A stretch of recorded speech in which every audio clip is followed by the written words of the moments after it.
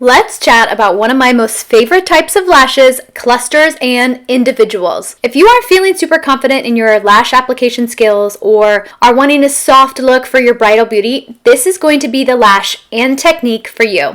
This is the easiest application technique for a natural lash look. Clusters and individual lashes will give a subtle all-over boost to the fullness and length of natural lashes and definition to certain areas of your lash line. Also, if you happen to have random gaps in your natural lash line, this is a really great way to fill in that space. Clusters are going to offer more volume to the lash, while individuals are going to fill in the gaps. Both options come in a range of different intensities, lengths, and colors, which makes them super customizable and versatile for everyone. Depending upon the bride's natural lash, either start with a medium or short length. I like longer, thicker, and darker lashes at the outer corners and shorter and lighter lashes as we move towards the inner corner of the eye. Okay, so let's get hands-on and do a little demo. Our goal here is to get these lashes as close to your lash line as possible. I'd recommend to avoid putting them on your actual skin as you'll be able to see them, so we'll want to really set them in the lashes. This will ensure that they seamlessly disappear into your own lash line. You'll need a pair of tweezers, your lashes, and lash glue. So let's first start with clusters. This is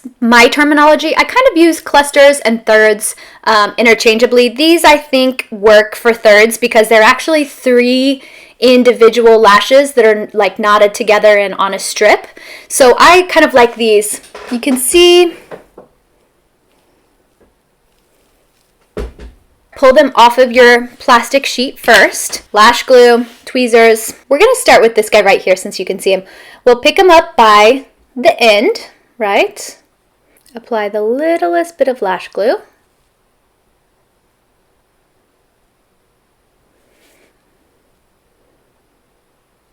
And now, you always want to go from above and high and stick them in. That's our goal here.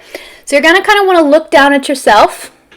Try and get close here.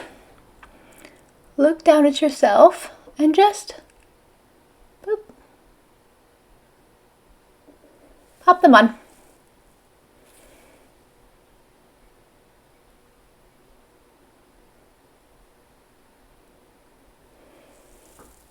All right.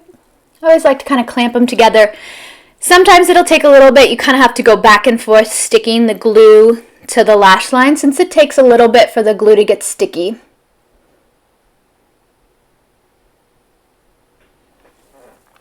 All right, there's one. I'll always start my first lash as far out at the outer corner as I possibly can because that's really where I want the most weight for my lashes to be. Now we're going to take our second one and go in, and we're going to apply this one just next to the first lash cluster we applied.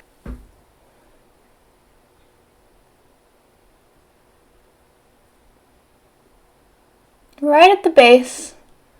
We just want to set it on top. I think I'll grab one more, apply my little bit of glue. Honestly, too, these little things like this not in tubes, but in the little bottle, they seem really smart and useful. In reality, they are not because the glue never stays inside. So I always try and avoid those and just get the squeeze tube where possible, but a lot of times today at least, I'm stuck with that. So we'll take this last one, let it dry out a little bit, get a little sticky, and then move in to place this just next to our other two.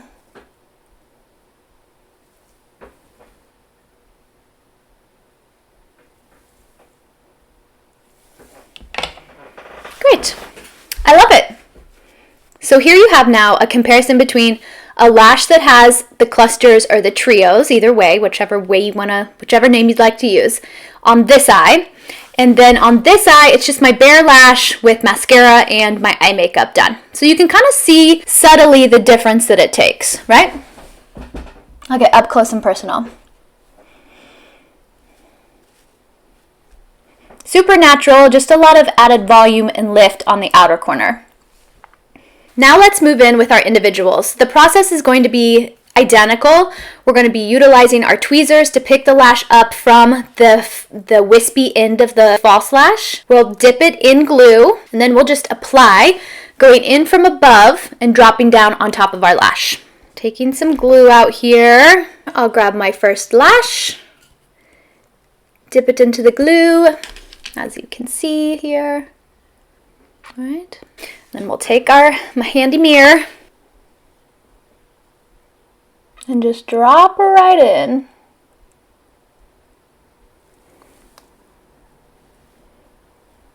All right, and now we'll continue on. Grab another lash, dip it in the glue,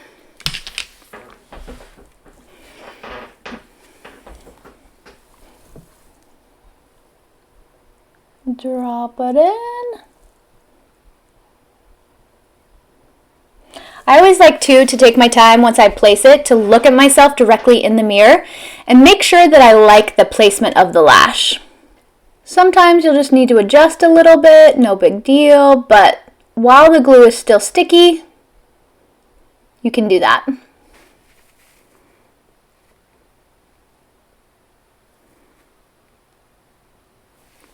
Great. Moving in with a third lash, and it'll be the same placement process as our trios and our clusters. We start at the outer edge and then we're just slowly working our way towards the inner corner. And we're not going to go all the way to the inner corner of the eye, but enough. Tilt my head back, look down, and drop them in.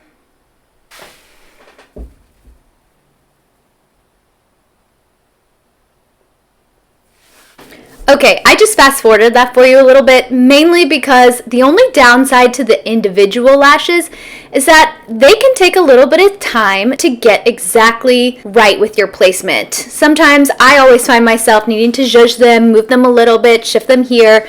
Success! Now that you've seen the application process and the end result, this side we have our clusters and trios, and this side we have our individuals, I'll share my insights. When I'm working with brides, I really like this option if I'm not going with a full strip.